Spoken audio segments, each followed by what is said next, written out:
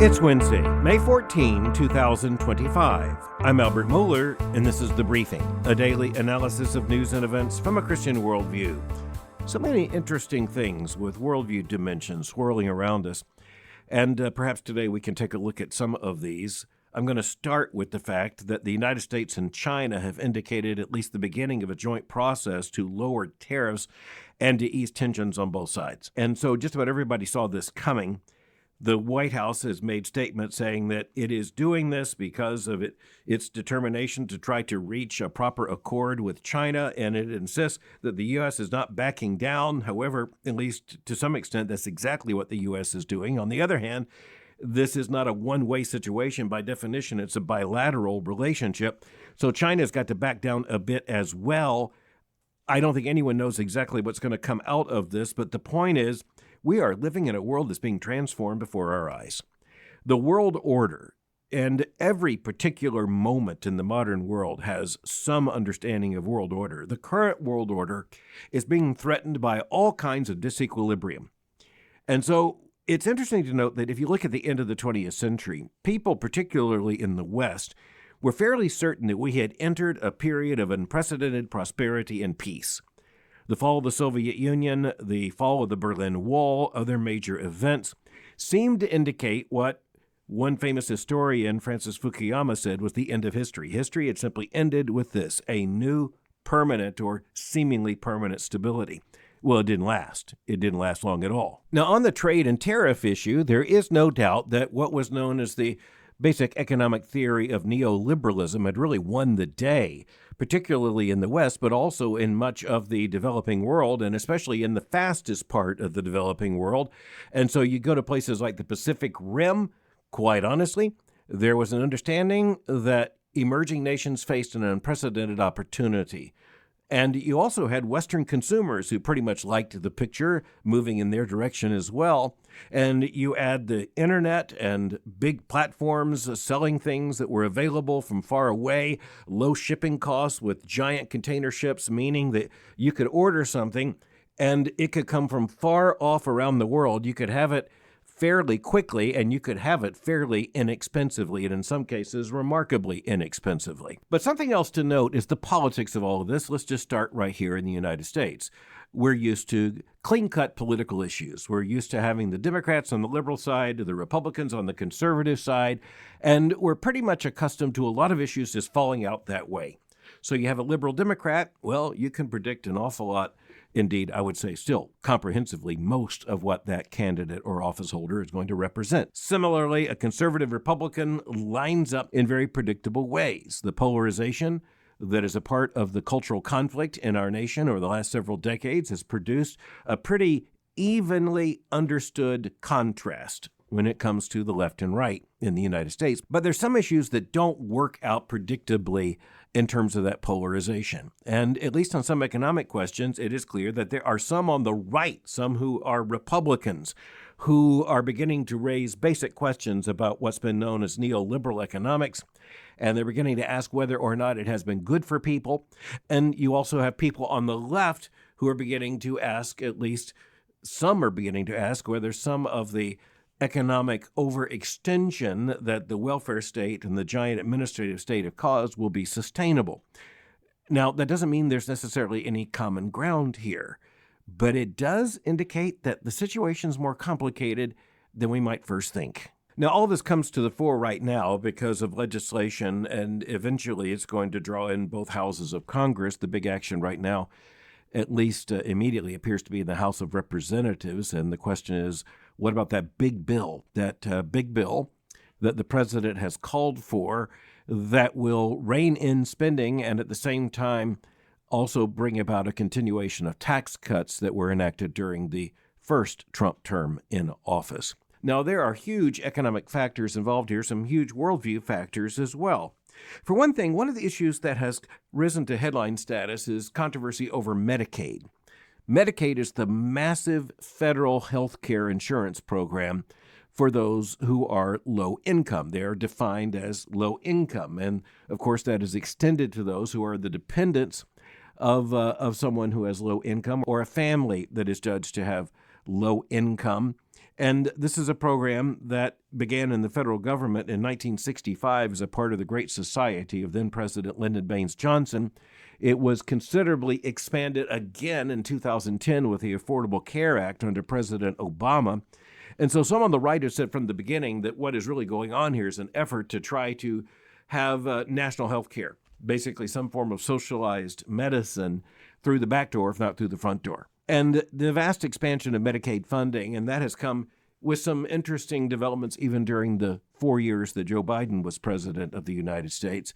These are some pretty pressing issues. And so a lot of Republican energy has been towards reforming Medicaid, reining in Medicaid spending, and getting people off of Medicaid rolls who are able-bodied. And so, as an example, the Wall Street Journal has been making this argument for a couple of years. Just in recent weeks, they ran a major headline, "The Moral Case for Reforming Medicare." The subhead states their claim very clearly: 6 in 10 able-bodied adults on the program have no earned income. So the moral argument being made by the Wall Street Journal's editorial page, and this has been repeated over and over again with other arguments, has to do with the fact that there are too many people who are on this federal medical care assistance program who shouldn't be on it. They are able-bodied, they're able to work, and in the case of able-bodied men, including millions of able-bodied young men, the question is, why are they not working?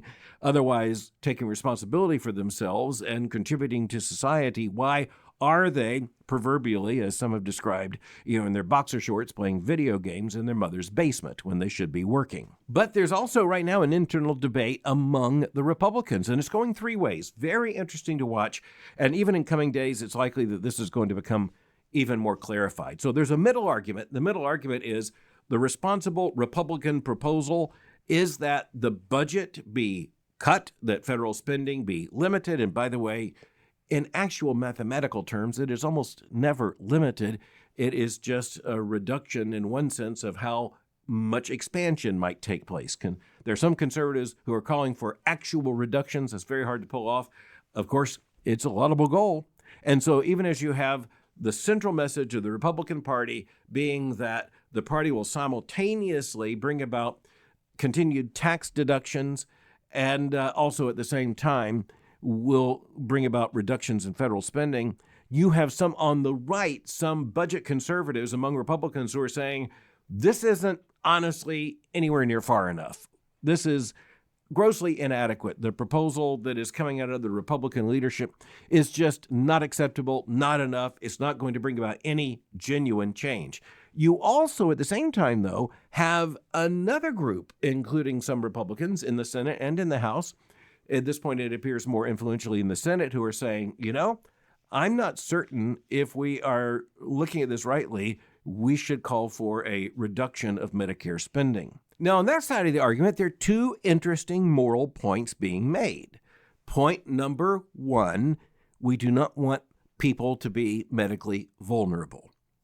And creating a situation in which more people are medically vulnerable is not good for the society at large. But the second question is, what actually leads to a decrease in the need for this federal spending? And so here are two interesting arguments. Argument number one is you take more people off the rolls, particularly those who are defined as able-bodied young men, and you put them in a situation where they're not going to get continued benefits unless they go to work and at least make a contribution, et cetera.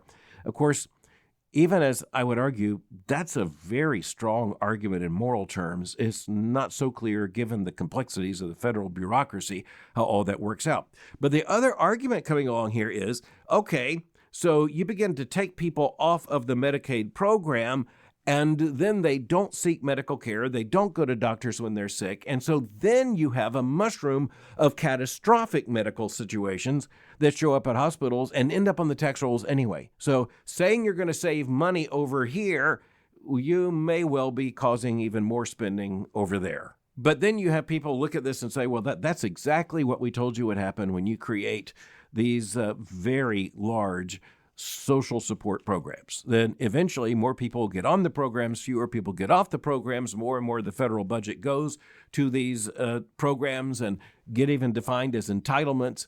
And that's where we are right now, by the way. The vast majority of the spending of the federal government is not discretionary, even when it comes to Congress. These are long-term programs with long-term obligations, and those obligations, by almost no calculation, are going to grow smaller. No, by definition, they're going to grow ever larger. Okay, so practically speaking, here's what you need to watch over the next several days. Can the Republicans get any bill through the House of Representatives? Because you've got a considerable number of conservative Republicans in the House who are saying, we're not going to vote for any bill that doesn't bring about more actual cuts to federal spending, period. We're just not going to do it. You also have a growing number, an emerging number of even Republicans who are saying, especially, by the way, those in swing districts, they're saying we're not going to vote for extreme cuts that are going to be detrimental to our constituents. Well, it's very difficult when you look at the numbers in terms of the Republican majority in the House to know how in the world you can reconcile those two arguments. Speaker Mike Johnson certainly has a giant challenge before him, and the clock is ticking. One final comment on this. It is interesting that a divergence in worldview on the conservative side is becoming apparent here. And this is something we as Christians need to note. We need to note that it's happening. We need to watch where it goes from here. You have one conservative argument saying it's all about fiscal conservatism. If we continue these ever-expanding programs, we are going to incentivize wrong behavior that's morally wrong. On the other hand, you have a number of Republicans, and they're making the argument, no, we have put people in this economic system in a situation in which there are too many people who are vulnerable, and it is simply wrong to cut them off. And furthermore, this is likely just to balloon into larger social and, for that matter, even medical problems. And so there is an increased number of conservatives who are making the argument that social safety net is not just some giant liberal promise. It is actually something increasingly important for our society. Okay, that's a genuine battle of ideas. It's going to be very interesting to see how much of that translates into anything that comes out in an argument about this bill. But right now, Republicans are in the driver's seat, even with a thin majority in the House, and there's going to have to be a vote, and then we'll see what comes next. But next, there are some giant worldview issues related to two headline stories, and this is, in the first sense, a global story when it comes to immigration and migration. It's also a characteristically American story right now, the problem of homelessness. Okay, big developments on both fronts, big worldview issues invoked here, lots of interesting things to watch. First of all, on the immigration question. This issue has blown up this week for two reasons. The first has to do with the election of a new pope.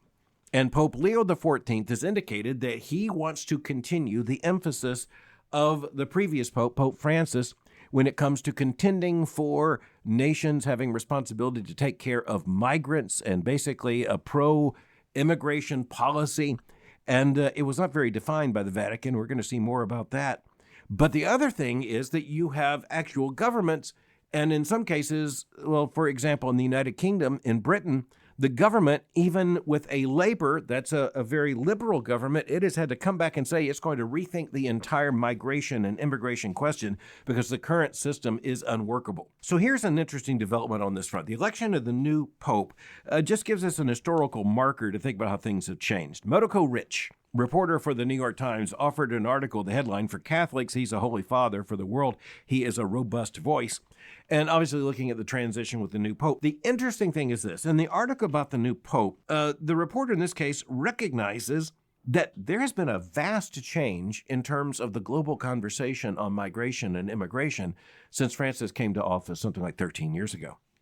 And so if you talk about continuing the policy of Francis, well, it's going to be very interesting to see how that works. Here's what Motoko Rich reports, quote, "As just one voice on the world stage, a pope's ability to orchestrate change depends on the global political context. Francis became pope at a time when there were natural allies like President Barack Obama in the United States and Chancellor Angela Merkel in Germany, who supported his immigrant-friendly message. By the time Francis died, the world had shifted to a more right-leaning order with Mr. Trump in the United States, Viktor Orban in Hungary, and Giorgia Meloni in Italy." Miles Pattenden, who is an historian at Oxford University, spoke of Pope Francis and said he, quote, "missed the zeitgeist," that migrant issues are more complicated and there are trade-offs. He went on to say that if the new pope, quote, "carries on and just keeps saying what Francis did, he will become more and more marginal," end quote.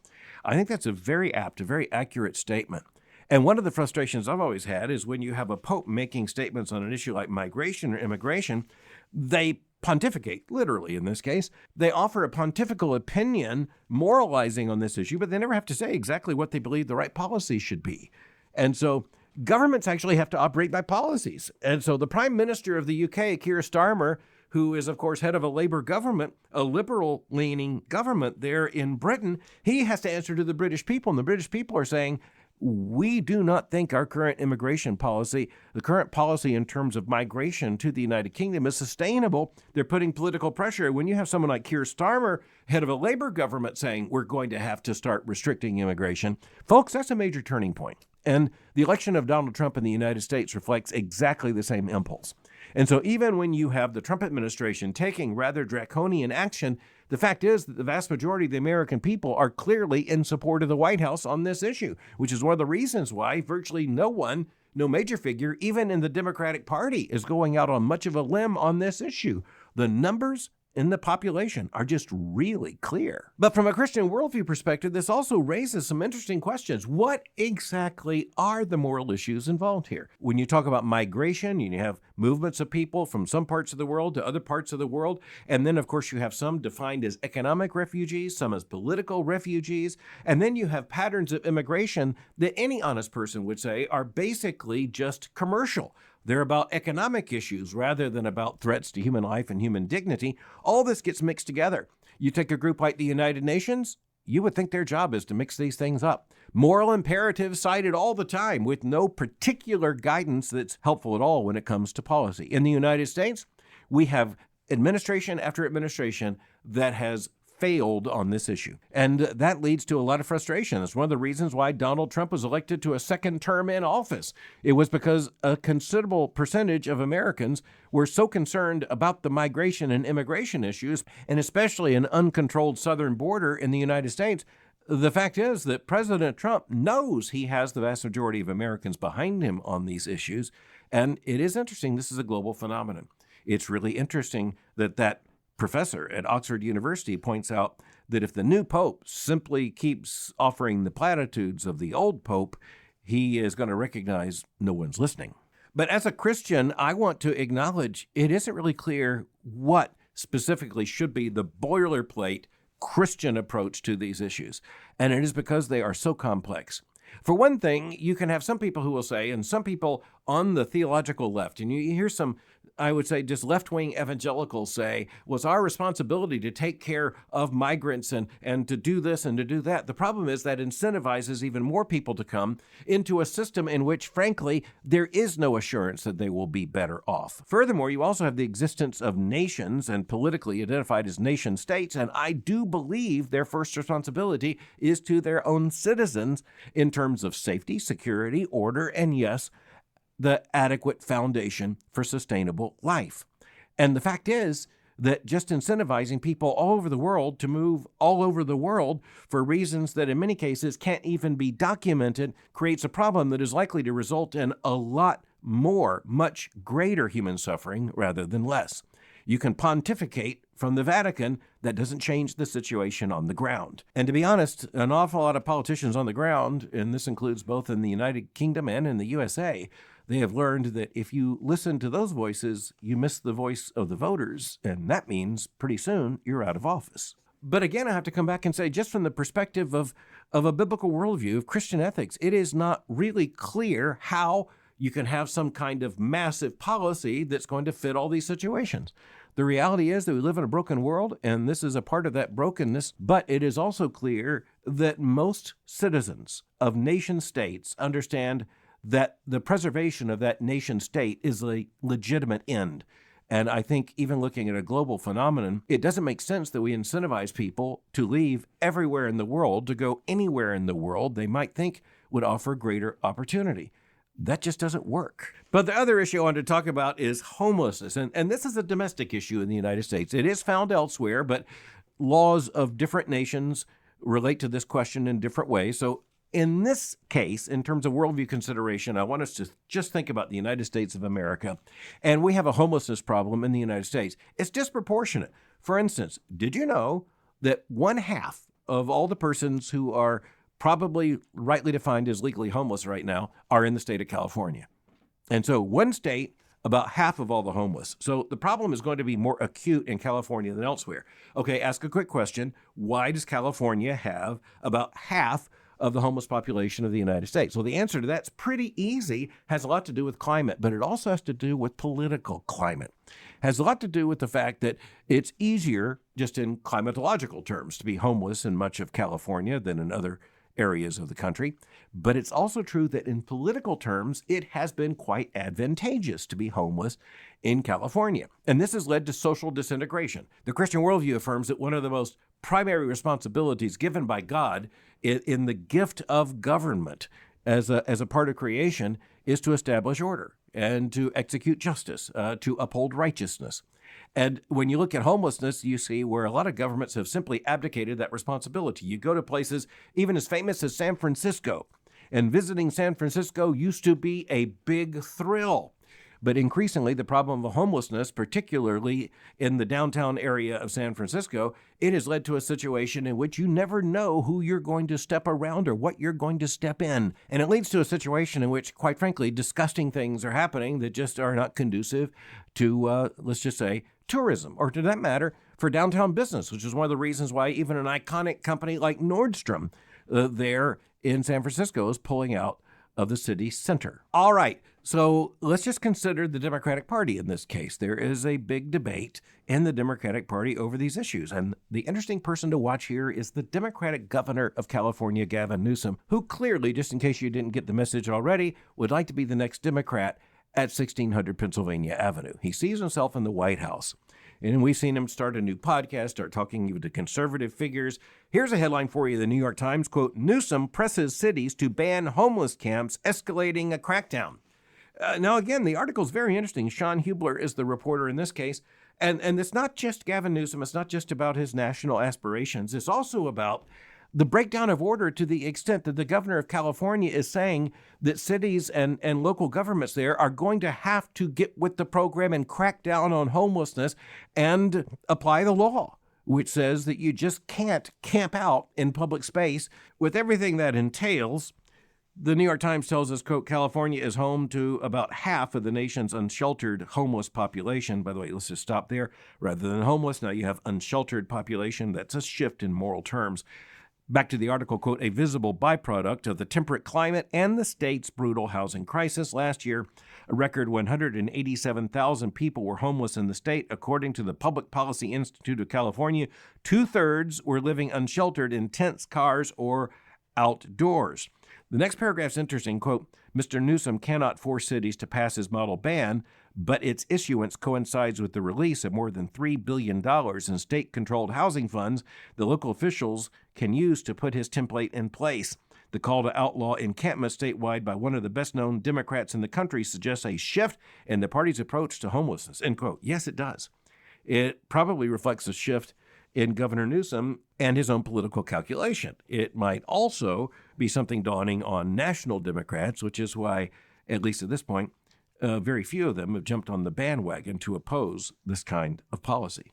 Once again, we see the evidence of what it means to live in a broken world, but we also understand that policies have impacts, and policies come with moral dimensions.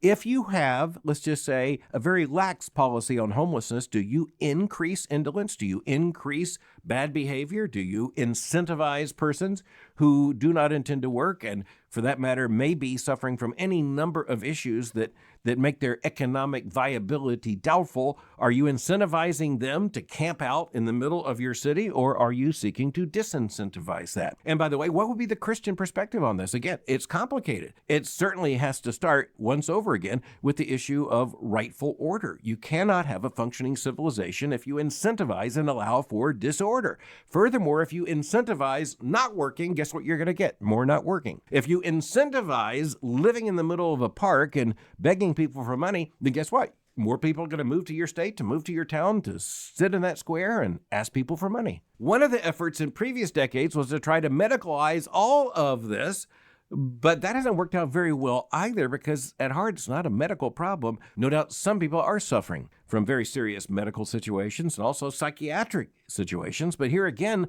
our society decided that the way to deal with such persons was no longer to institutionalize them in facilities, but rather to, well, take another approach. And at least in part, the homelessness crisis is a result of that approach. Policies, they come with consequences. One of the bottom lines here from a biblical worldview, I think, is that if you don't have requisite order, you can't help anyone. If you do not have a functioning government, you can't sustain the community. If you don't take care of just basic principles of morality, including, for example, a work ethic, guess what? You subsidize bad behavior. If you pay people to do the wrong thing, guess what? You're going to have more people doing the wrong thing. At the same time, Christians understand there are some who are genuinely needy. There are some persons who are genuinely desperate. And certainly we want to be a part of offering aid to persons, even if that means a temporary aid to get them into a better situation. But the point is, the problem as it has escalated into what it is now can't be reduced to genuine need. It has become, however, a genuine political problem. One final thought along these lines: things just might get desperate enough that there is an honest conversation about these vexing questions in the United States, maybe even in the United States Congress. That's a lot to hope for, but at least I guess that's what we've got to hope for. Okay, I want to thank you, as always, for listening to The Briefing, and many of you listen to Thinking in Public. And I want to tell you there is a new series. It's a video series, and it's just started. It's called In the Library, and kind of taking you into my library for a conversation. And I brought some others into the first of these conversations, my colleagues Tom Schreiner, Jim Hamilton, and Steve Wellum. And we're looking at a book recently released that basically claims that the Christian church has misunderstood the gospel, basically until now, for about 2,000 years.